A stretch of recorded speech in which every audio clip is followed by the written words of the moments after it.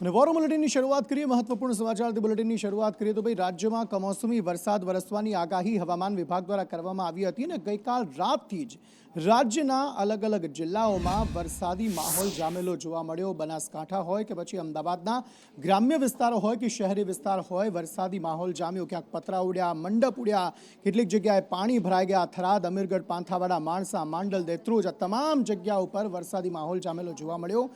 અને આ જ કમોસમી વરસાદના કારણે કેટલીક જગ્યાએ પાક નુકસાનીના જે દ્રશ્યો છે તે પણ જોવા મળ્યા। કેટલીક જગ્યાએ સોસાયટીઓમાં પાણી ઘૂસી ગયા તે પ્રકારની સ્થિતિ પણ જોવા મળી। તો કેટલીક જગ્યાએ પતરા ઉડ્યા હતા, મંડપ પણ ઉડ્યા હતા, પાણી ભરાઈ ગયા હતા। કરા સાથે વરસાદ, જે થરાદ વિસ્તાર છે ત્યાં કરા સાથે વરસાદ વરસ્યો હતો। જે પાક હતો તે પણ પલળી ગયો હતો અમીરગઢમાં, તેને કારણે જે પાકમાં નુકસાની જે છે તે ખેડૂતોને વેઠવાનો વારો આવ્યો છે। માર્કેટ યાર્ડની સ્થિતિની જો વાત કરીએ તો ત્યાં ઘણી બધી જગ્યાએ એવું થયું છે કે જણસ જે છે તે પલળી ગઈ છે। પહેલેથી કહેવામાં આવ્યું હતું કે પૂર્વ તૈયારીઓ રાખજો, તેમ છતાં પણ કોઈ પૂર્વ તૈયારીઓ રાખવામાં ન આવી, તેના કારણે આ જણસીઓ જે છે તે પલળી હતી। અલગ અલગ ખેતરોમાં પણ ભારે વરસાદને કારણે જે ઊભો પાક હતો તેને નુકસાની જોવા મળી છે અને તેના કારણે ખેડૂતોમાં ખાસ ચિંતા જોવા મળી રહી છે।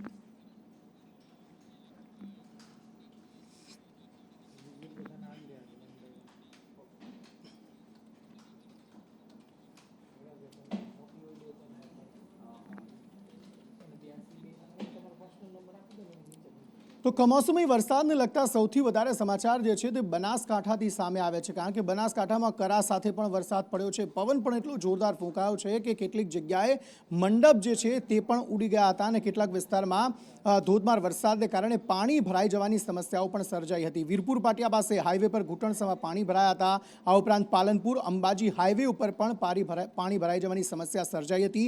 આ ઉપરાંત બનાસકાંઠામાં પણ જે માર્કેટ યાર્ડ છે તેમાં જણસી પલળી હોય તેવી પણ સ્થિતિ જે છે તે જોવા મળી હતી। બીજી તરફ દ્રશ્યો એ મંડપ ઉડ્યાના કે જ્યાં ધોધમાર વરસાદની સાથે જોરદાર પવન પણ ફૂંકાયો હતો અને જેના કારણે આખો મંડપ જે છે તે તહેસ નહેસ થઈ ગયો હતો, વેર વિખેર થઈ ગયો હતો અને જે પ્રસંગ હતો તે પાણીમાં જતો રહ્યો હોય તે પ્રકારની સ્થિતિ જે છે તે અત્યારે જોવા મળી હતી।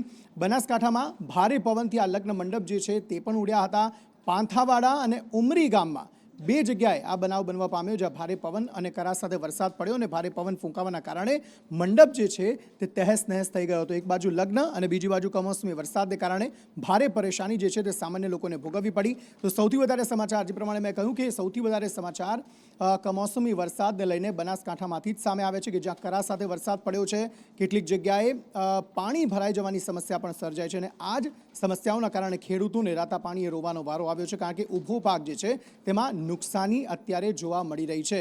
હવામાન વિભાગ દ્વારા આગાહી કરવામાં આવી હતી કે 8મી તારીખ સુધી કમોસમી વરસાદ જે છે તે રાજ્યમાં અલગ અલગ જિલ્લાઓમાં વરસી શકે છે। તેમાં બનાસકાંઠામાં આ સૌથી વધારે વરસાદ જે છે તે વરસેલો જોવા મળી રહ્યો છે અને સૌથી વધારે સમાચાર વરસાદને લગતા જે છે તે બનાસકાંઠાથી સામે આવ્યા છે। ધવલ જોશી વધુ માહિતી સાથે જોડાયા છે। ધવલ, કયા કયા વિસ્તારમાં ભારે વરસાદ અને ખેડૂતોને કેટલી નુકસાનીની સ્થિતિ જોવા મળી રહી છે? અંકિત, ચોક્કસથી વાત કરવામાં આવે તો હવામાન વિભાગ દ્વારા બનાસકાંઠા જિલ્લામાં 4 થી 8 મે સુધી કમોસમી વરસાદની આગાહી કરાઈ હતી ને આગાહી મુજબ જ ગઈકાલે મોડી રાતથી બનાસકાંઠા જિલ્લામાં કમોસમી વરસાદ છે તે વરસાદની શરૂઆત થઈ હતી।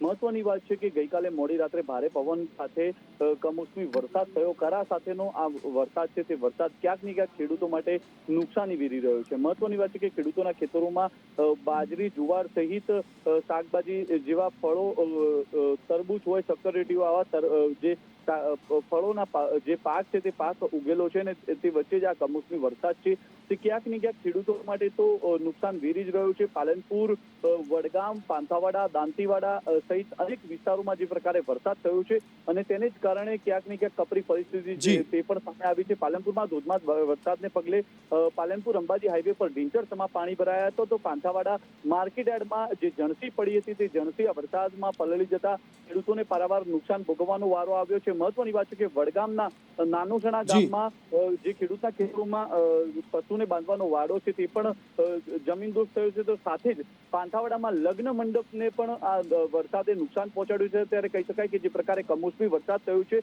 અને આ વરસાદ બનાસકાંઠા જિલ્લામાં ક્યાંક ને ક્યાંક નુકસાન વેરીને ગયો હોય તેવું અત્યારે સ્પષ્ટપણે જોવા મળી રહ્યું છે। જી, આભાર સમગ્ર માહિતી આપવા માટે ધવલ। તો બીજી તરફ અલગ અલગ જગ્યાએ જે વરસાદી માહોલ જામ્યો તેમાં સૌથી વધારે અમીરગઢ તાલુકામાં કુતૂહલતા એ પ્રકારે જોવા મળી કે કરા સાથે અહીં વરસાદ વરસ્યો હતો અને વરસાદ વરસવાના કારણે જે બાગાયતી પાક હતા અને જે ઊભા પાક હતા તેમાં ભારે નુકસાની જોવા મળી. અમીરગઢ પંથકમાં પવન સાથે જે કમોસમી વરસાદ વરસ્યો, ખાસ ઇકબાલગઢમાં કમોસમી વરસાદ સાથે કરા પણ પડ્યા હતા. બાગાયત ખેતી સહિત બાજરીના પાકને અહીં ભારે નુકસાનીની ભીતિ જે છે તે સેવવામાં આવી રહી છે. બનાસકાંઠા જિલ્લામાં મોડી રાત્રે આ કમોસમી વરસાદ વરસ્યો, જેના કારણે આ સ્થિતિ સર્જાઈ હતી. મોસમ ખરાબ હોવાથી રાત્રે 12:15 વાવાઝોડું પ્લસ કે કરાને વરસાદના લીધે અમારા ખેતરમાં ભારે નુકસાન થયું છે. જેથી કરીને આમ પણ કમોસમીના સિઝનના લીધે એક સિઝન એમ બી ખરાબ તો થાય જ છે. પ્લસ કે જેથી કરીને અમારા ખેતરમાં 3 વીઘા બાજરી વાયેલી હતી એ આજે પડી ગઈ છે અને ભારે બહુ નુકસાન થયું છે. જેથી કરીને સરકારને અમે નિવેદન કરીએ છીએ કે અમારે થોડી નુકસાનમાં સહાયતા કરે. ખાતાની આગાહીના પગલે બનાસકાંઠામાં કમોસમી વરસાદની મજા મોકલી છે. ગઈકાલ મોડી સાથે અમીરગઢ પંથકના ઇકબાલગઢમાં પણ કમોસમી વરસાદ સાથે કરા પડેલા હતા, જેમાં ખેડૂતોને તૈયાર પાકમાં ખૂબ મોટું નુકસાન થવાની ભીતિ છે. મારા પાસેના દ્રશ્યમાં જોઈ શકો છો, આ છે ઇકબાલગઢના ખેડૂતે જે 3 વીઘા ખેતરમાં બાજરી વાવેલી હતી અને ખેડૂતની તમામ આશા આ બાજરી ઉપર રહેલી હતી કે બાજરીનો પાક તૈયાર થશે અને માર્કેટમાં વેચી અને પૈસા લાવશે. પરંતુ આ કમોસમી વરસાદે ખેડૂતની કિંમત તોડી નાખેલી છે. આ 3 વીઘા ખેતીમાં જે બાજરી હતી તે તમામ મોડી રાતે પડેલા વરસાદ અને પવનના લીધે તમામ બાજરી આડી પડેલી છે. અશોક ખણાવસિયા, સંદેશ ન્યૂઝ ચેનલ, અમીરગઢ. તો બનાસકાંઠાની સાથે સાથે અમદાવાદના જે ગ્રામ્ય વિસ્તારો હતા તેમાં પણ વરસાદ વરસ્યો. કમોસમી વરસાદને પગલે ત્યાં એ અલગ અલગ જગ્યાઓમાં પણ પાક નુકસાની જે છે તે જોવા મળી છે અને ખેડૂતો હવે માંગ કરી રહ્યા છે કે સરકાર આ કમોસમી વરસાદને પગલે પહેલાં તો સર્વે કરાવે ને ત્યારબાદ વળતર ચૂકવે, કારણ કે પાક નુકસાની અહીં ભારે પ્રમાણમાં જોવા મળી રહી છે. હવામાન વિભાગની આગાહીને પગલે વહેલી સવારથી જ વાતાવરણમાં પલટો આવ્યો છે. માંડલ સહિત ગ્રામ્ય વિસ્તારની અંદર કમોસમી વરસાદ વરસ્યો છે. કમોસમી વરસાદ વરસતા જે ખેડૂત છે તે ચિંતિત બન્યા છે. માંડલ તાલુકામાં અજમાના ઊભા પાકને નુકસાન પહોંચ્યું છે. ત્યારે મારી સાથે માંડલ તાલુકાના જે ખેડૂતો છે તે જોડાયા છે, તેમની સાથે સીધી વાત કરીશું. શું નામ છે તમારું અને શું કહેશો જે કમોસમી વરસાદ વરસ્યો છે? મારું નામ પટેલ કલ્પેશ કુમાર નરેન્દ્રભાઈ, ગામ નાના ઉગડા, માંડલ તાલુકો. અત્યારે જે હવામાન વિભાગની આગાહી અનુસાર જે માવઠું થયું છે એમાં માંડલ તાલુકાના સમગ્ર ખેડૂતોને અજમાના પાકને ઊભો પાક હતો એમાં નુકસાન છે. અને જે ખેડૂતોએ અજમાનું વાટ કરી નાખ્યો હતો અને ઢગલા હતા તો ઢગલાઓ પણ પલળ્યા છે, તો ખેડૂતોને પારાવાર નુકસાન છે. શું નામ છે કાકા તમારું? અને પરમાર ધરમસિંહભાઈ, માંડલ તાલુકો. અત્યારે માંડલ તાલુકાની અંદર જે માવઠું થયું એનાથી ખેડૂતોને બહુ જ પાયમાનું નુકસાન થયેલ છે અને ખેડૂતોના હાથમાં ક્યાંય પણ કંઈ જ પણ આવે એવું રહ્યું નથી. અને જે ઢગલા વાઢેલા પડે છે એમાંથી તો ખેડૂતને 1 પણ રૂપિયાનું વળતર મળ્યું નથી. તો બને તેમ સરકારને સહાય કરવા પડે. સાહેબ શું કહેશો, કેવી સ્થિતિ છે ખેડૂતોની? માંડલ તાલુકામાં અજમાના પાકને ખૂબ મોટા પાયે નુકસાન છે અને ખેડૂતોના હાથમાં કશું પણ આવે એમ નથી. સરકાર છે વિનંતી છે કે આ કેવા પાકને નુકસાન થયું છે? અજમાના પાકને જે હાલ ઊભો છે એ આપ જોઈ જ શકો છો. તમામ પાક આડો પડી ગયેલો છે. આ ઢગલા જોઈ શકો છો, ત્યાં પણ આ જ પરિસ્થિતિ છે. ચોક્કસથી તો જે કમોસમી વરસાદ વરસ્યો છે તેના કારણે માંડલ તાલુકાની અંદર ઊભા અજમાના પાકને મોટા પ્રમાણમાં નુકસાન પહોંચ્યું છે.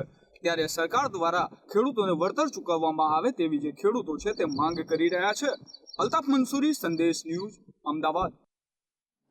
વાદરા વરવલ્લીમાં પણ એક પ્રકારની સ્થિતિ જોવા મળી છે કે જ્યાં ખેતરોમાં પણ વરસાદી વાતાવરણના કારણે, વરસાદ વરસવાના કારણે પાક નુકસાની જોવા મળી. બીજી તરફ માર્કેટ યાર્ડમાં પણ કે જ્યાં પૂર્વ તૈયારીઓ રાખવાની હતી ત્યાં પૂર્વ તૈયારીઓ ન રાખવામાં આવી તેના કારણે પાક નુકસાની જોવા મળી છે.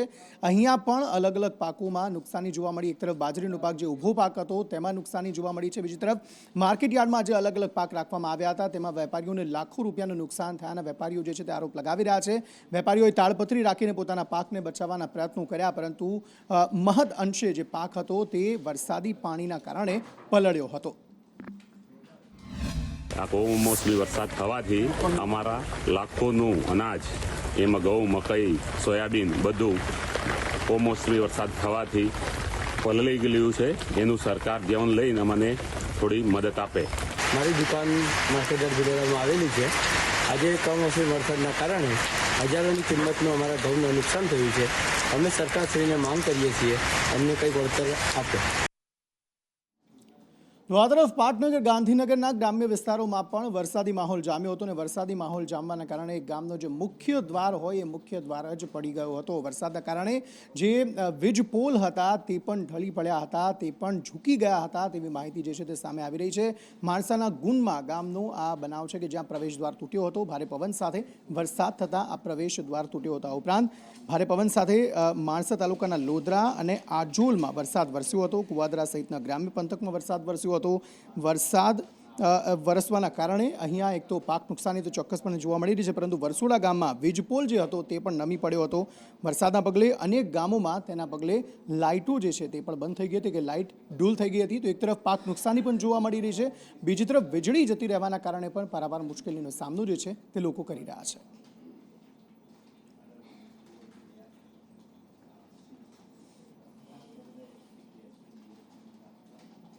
તો ગાંધીનગર બાદ વાત વિરમગામની કરીએ તો વિરમગામમાં પણ માર્કેટ યાર્ડમાં વરસાદી વાતાવરણ જામવાના કારણે પાક નુકસાની જોવા મળી. ત્યાં પણ પાણી ભરાઈ ગયેલા દ્રશ્યો જે છે તે સામે આવ્યા.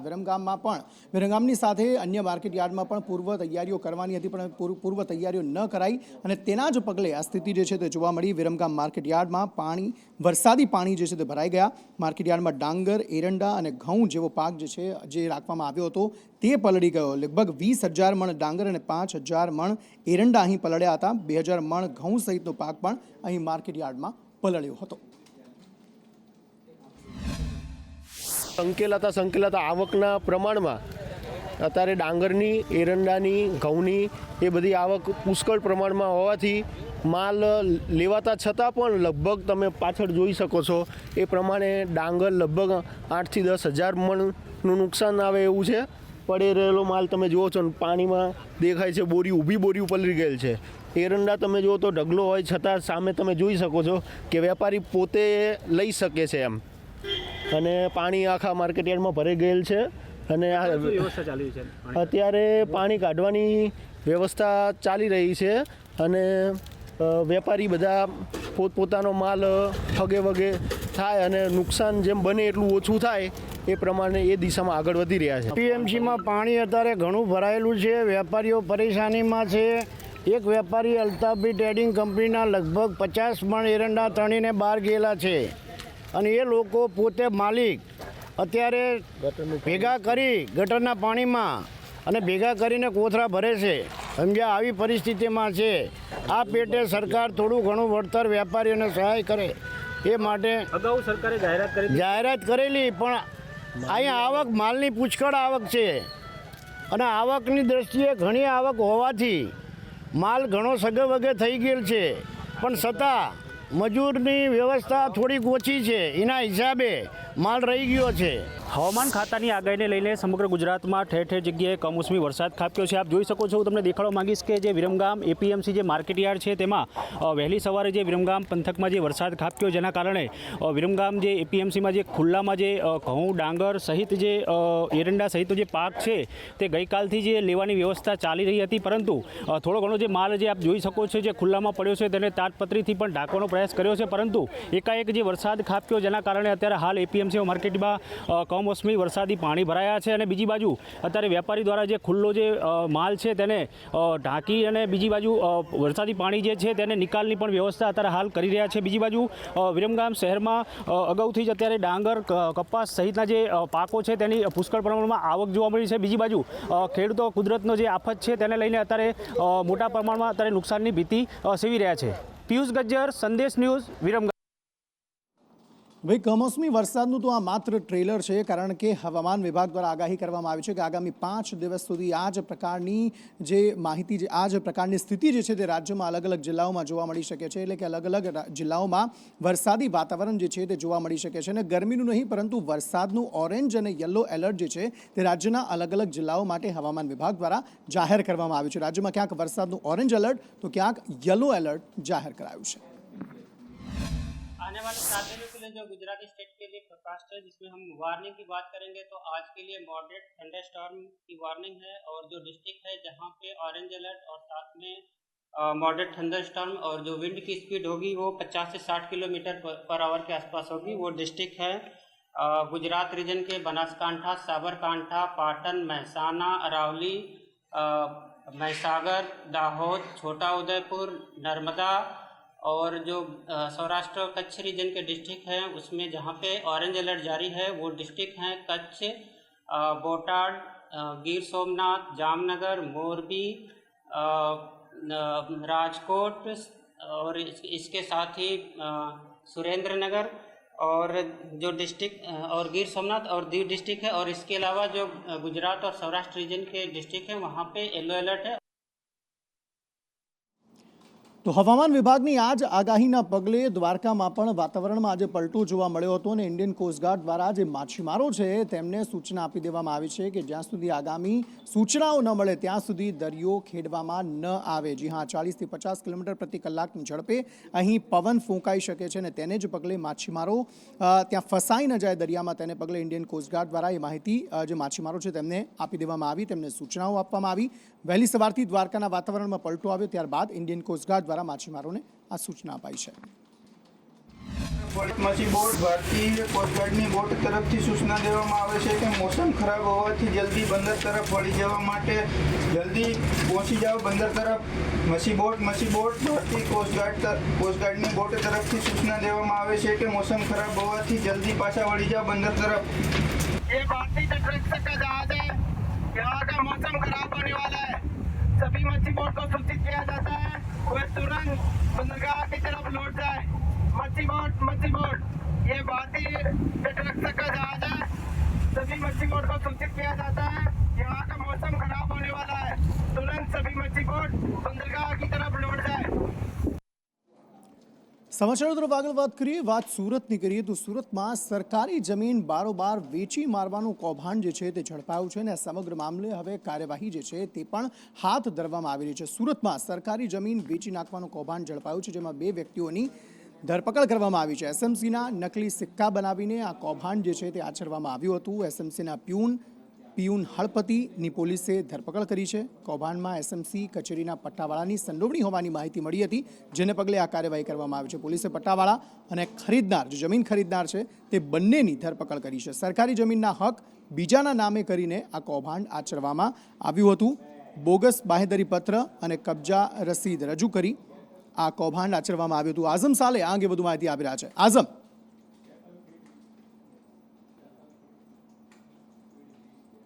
લેંજાની નવે સર્વે નંબર 22ની જે સરકારી જમીન હતી, જે મહાનગરપાલિકાની હતી, તેને બારોબાર વેચી નાખવાનું આખું એક કૌભાંડ સામે આવ્યું છે। વેચી નાખવામાં તો આવી હતી, સાથે જ સુરત મહાનગરપાલિકા દ્વારા ડિમોલિશનની એક નોટિસ આપવામાં આવી હતી।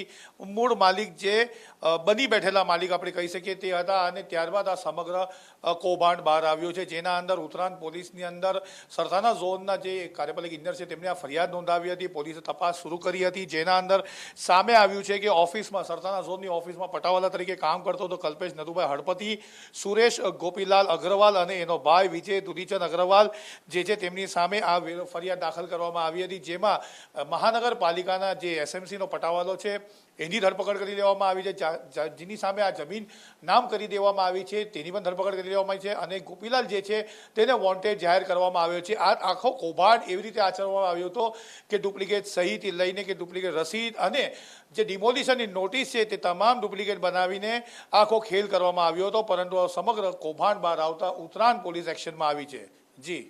જી આઝમ, આભાર સમગ્ર માહિતી આપવા માટે। અને દીકરીઓ અને મહિલાઓની સુરક્ષાનો મુદ્દો જે છે તે રાજ્યમાં છેલ્લા ઘણા સમયથી ઉઠ્યો છે અને તેવામાં સમગ્ર મામલે ચોક્કસપણે પોલીસ પોતાની કાર્યવાહી તો કરી રહી છે, પરંતુ સરદાર ધામના જે પ્રમુખ છે તે વધુ ચિંતિત થયા છે અને તેને જ લઈને ગગજી સુતરિયાએ એવું કહ્યું છે કે જે પણ દીકરી બહાર શોપિંગ કરવા માટે નીકળે તેના કમરમાં રિવોલ્વર લટકતી હોવી જોઈએ, દીકરીની કમરે રિવોલ્વર લટકતી હોવી જોઈએ તેવું નિવેદન તેમણે આપ્યું। તેમણે કહ્યું બજારમાં ખરીદી માટે નીકળતી દીકરીઓને સલાહ જે છે તે તેમના દ્વારા આપવામાં આવી છે કે દીકરીઓને રિવોલ્વર રાખવી પડે તેવી સ્થિતિ રાજ્યમાં આવી ગઈ છે। તેમણે કહ્યું કે ભવિષ્યનું વિચારીને આ વાત હું કરી રહ્યો છું અને કદાચ એટલા જ માટે દીકરીઓને આ સલાહ જે છે તેમણે આપી છે કે ઇઝરાયલની જેમ એક વ્યક્તિ ભારતની અંદર એને ડિફેન્સની ટ્રેનિંગ આપવામાં આવે, એક વ્યક્તિ પોતાનું રક્ષણ અને દેશનું રક્ષણ કરવા માટે આપણી સમાજની નહીં સમગ્ર દેશની દીકરીઓ બહાર શોપિંગમાં જતી હોય ને તો એને કમરે રિવોલ્વર લટકતી હોય છે। સાહેબ, हम जो कहत है वो 25 साल की एडवांस विजन की बात कर रहे हैं। ઇઝરાયલ કેવી રીતે ડેવલપ બાય ટક્કર લેશે? શા માટે? એક એક વ્યક્તિ ટ્રેનિંગ લીધેલી ડિફેન્સની, એક વ્યક્તિ આપણે જોઈ રહ્યા છીએ, બાંગ્લાદેશ જોઈ રહ્યા છીએ, પાકિસ્તાન ઓલી બાજુ, વિષયાંતર નથી કરવું, ટૂંકી જ વાત કરી, બધું જોઈ રહ્યા છીએ અને અંદર શું હાલી રહ્યું છે દેશમાં એ બધું જોઈ રહ્યા છીએ। આ બધાને કેન્દ્રમાં રાખી અને ફરજિયાત લશ્કરની તાલીમ આપવી જોઈએ। અહીંયા આપણી દીકરીઓને લાઠીની તાલીમ અને તલવારબાજીની તાલીમ આપવામાં આવે છે। આપ સૌની જાણકારી સ્વરક્ષણ માટે। તો ગગજી સુતરિયા દ્વારા જ્યારે આ નિવેદન આપવામાં આવ્યું ત્યારે રાજ્યની કાયદો વ્યવસ્થાની સ્થિતિ પર સવાલ ઊભા થાય કે શું રાજ્યમાં દીકરીઓ અને મહિલાઓ સુરક્ષિત નથી? આ સમગ્ર મામલે ગૃહ રાજ્યમંત્રીએ પણ પોતાની પ્રતિક્રિયા આપી, આ ઉપરાંત કોંગ્રેસે પણ પોતાની પ્રતિક્રિયા આપી છે, ભાજપના નેતાઓએ પણ આ સમગ્ર મામલે પોતાની પ્રતિક્રિયાઓ જે છે તે આપી છે। ગૃહ રાજ્યમંત્રીએ ચોક્કસપણે બચાવ કર્યો છે કે રાજ્યમાં 100 દિવસની અંદર હવે જે છે તે ન્યાય મળી રહ્યો છે દીકરીઓને। અલગ અલગ મુદ્દાઓ પણ અલગ અલગ જે કેસ છે તેમની પર તેમણે વાત કરી કે આ અલગ અલગ કેસમાં દીકરીઓને ન્યાય મળ્યો છે। તેવામાં જે ગગજી સુતરિયા દ્વારા નિવેદન આપવામાં આવ્યું છે તેના પર મિશ્ર પ્રતિક્રિયાઓ જે છે તે જોવા મળી રહી છે। અને હું માનું છું ત્યાર સુધી જેમ તમે મને જે કહ્યું એ અગર જોઈએ તો એમનું જે ધ્યેય છે એ મહિલા સશક્તિકરણમાં આવનારા દિવસોમાં વધુમાં વધુ દીકરીઓ બી પોતાના સશક્તિકરણ માટે આ પ્રકારના ટ્રેનિંગ લે, આ પ્રકારની જે પોતાનું કોન્ફિડન્સ છે એ ડેવલપ કરે તે માટે બોલ્યા હશે એવું માનું છું। ગુજરાત સરકારની કાયદો અને વ્યવસ્થાની પરિસ્થિતિ અત્યારે પડી ભાંગી છે। રાત્રે 2 વાગે પણ દીકરી સલામત નીકળી શકે છે। આ વાતો પોકળ સાબિત થતી જાય છે। દાહોદની ઘટના થઈ, અમરેલીની ઘટના થઈ, ત્યારે પણ મેં કીધું હતું કે દાખલારૂપ સજા ન થાય તો મહિલાઓને હથિયાર આપવાની પરવાનગી આપો, અમે અમારી સુરક્ષા જાતે કરવા માટે સક્ષમ છીએ। ત્યારે ગગજીભાઈએ નિવેદન આપ્યું છે, હું સમર્થન આપું છું એમને।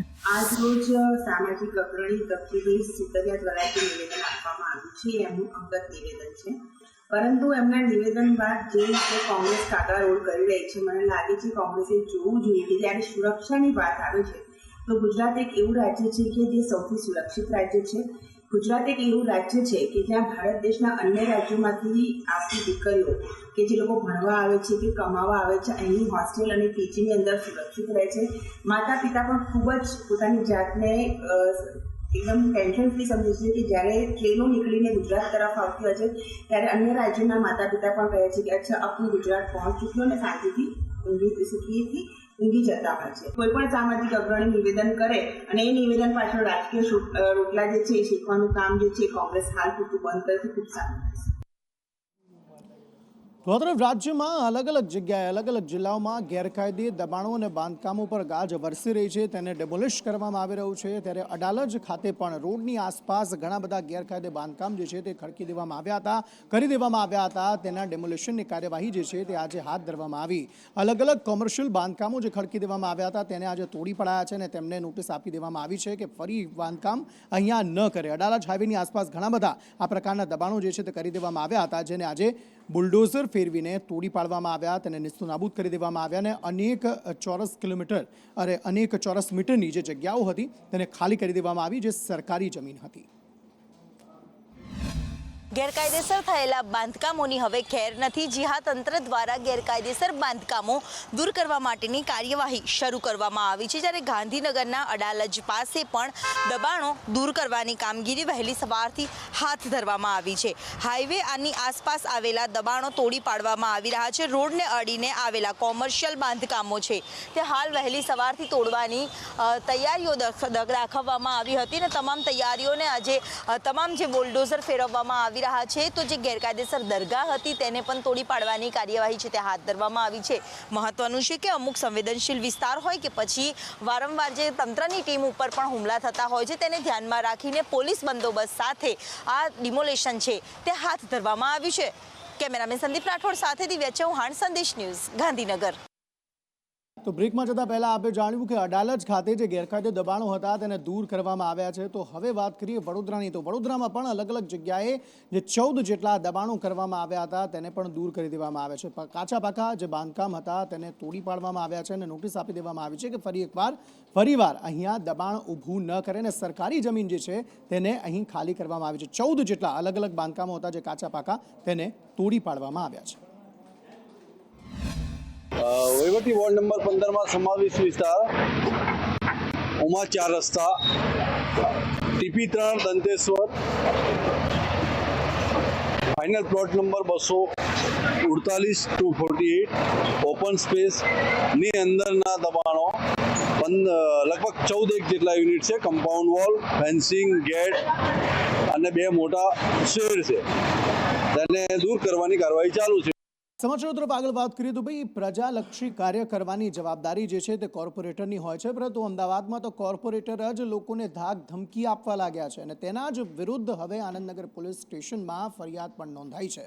એ કોર્પોરેટર વિરુદ્ધ ધાક ધમકીની ફરિયાદ નોંધાઈ છે. આ ઉપરાંત પણ સ્થાનિકો જે છે તેઓ આક્ષેપ કરી રહ્યા છે કે આ જ કોર્પોરેટરે ગેરકાયદે બાંધકામ કરી દીધું હતું, તેમ છતાં પણ તેના વિરુદ્ધ કોઈ કાર્યવાહી નથી થઈ અને ઉલટાનું તે ધાક ધમકી આપી રહ્યો છે. તે પ્રકારની ફરિયાદ જે છે તે નોંધાઈ છે.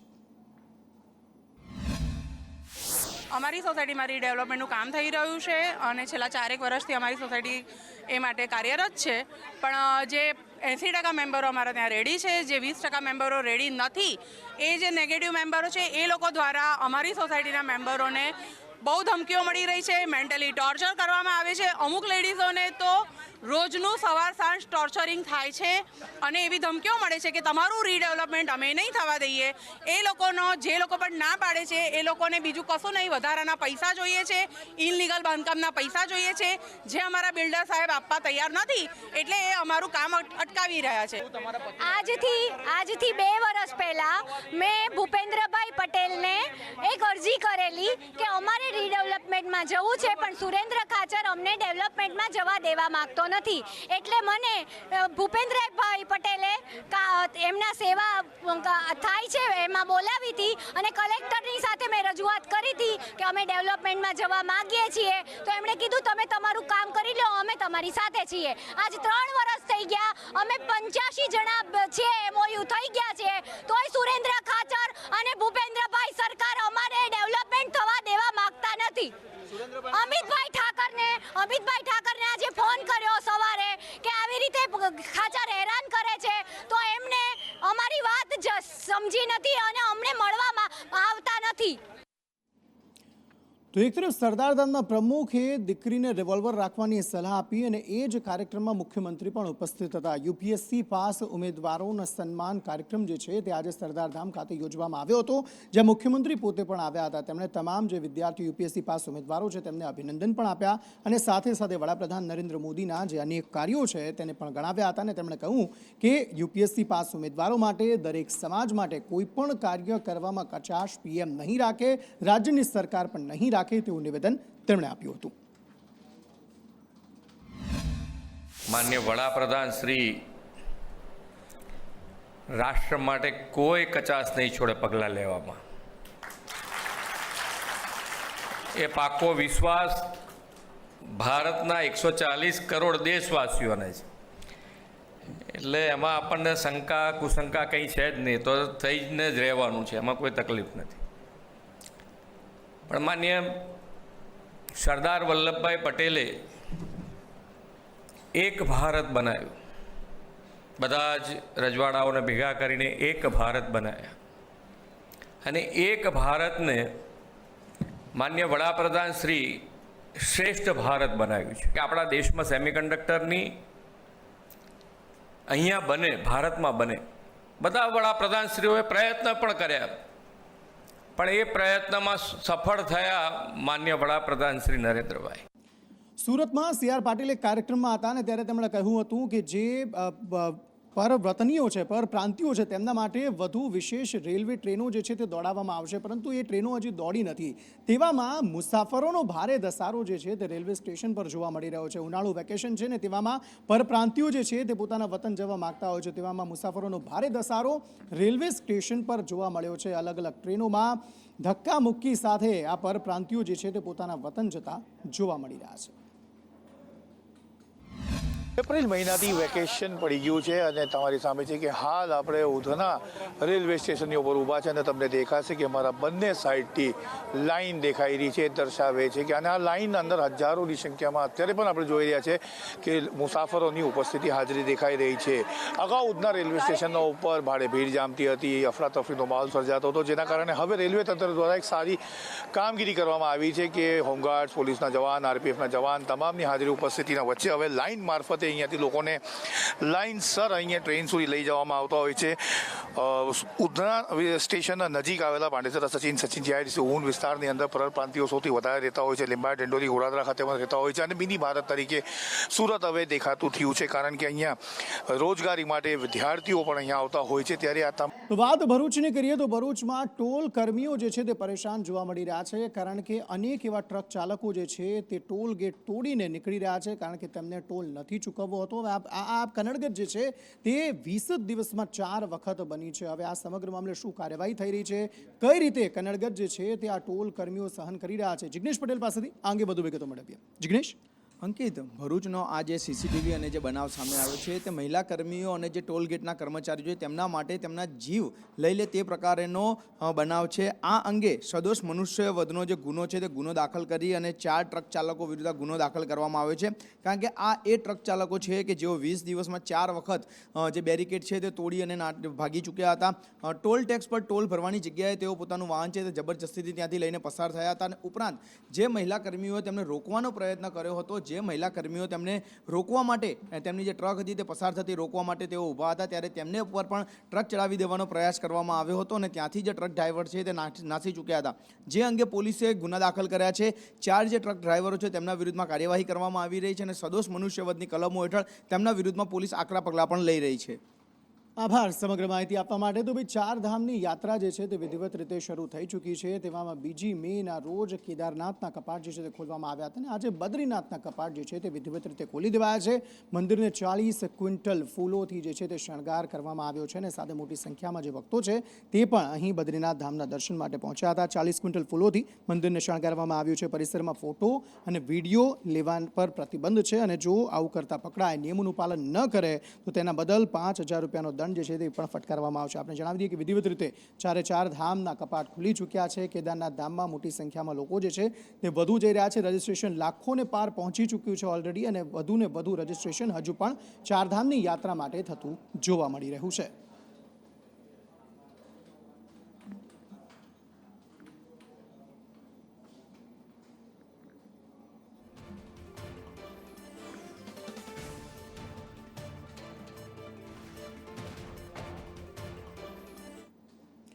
સમાચાર તરફ આગળ વાત કરીએ તો ભ્રષ્ટાચારની પોલ વધુ એક વખત ખુલી ગઈ છે લુણાવાડામાં. જણાવી દઈએ કે ભ્રષ્ટાચાર જે છે તે આચરવામાં આવી રહ્યો છે અને એ ભ્રષ્ટાચારના કારણે જે પુલ બનાવવામાં આવ્યો હતો એ પુલમાં તિરાડો પડી ગઈ અને પુલમાં તિરાડો પડવાના કારણે ત્યાંથી વાહનોની અવરજવર પર પ્રતિબંધ લગાવી દેવામાં આવ્યો છે અને તેને જ પગલે સ્થાનિકો જે છે તે કહી રહ્યા છે કે આવો તો કેવો પુલ બનાવી દીધો કે આટલા જ સમયમાં તેને બંધ કરી દેવો પડે. આગળવાળા પુલને લઈને જે ફરી એકવાર લોકોમાં જે છે તે ભારોભાર રોષ જોવા મળી રહ્યો છે. લુણાવાડાના આગળવાળા પુલની સલામતીને લઈને અનેક સવાલો જે છે તે ઉઠી રહ્યા છે. મહીસાગર નદીના પુલ પર તિરાડોથી આ જે ભ્રષ્ટાચારની પોલ છે તે ખુલી ગઈ છે.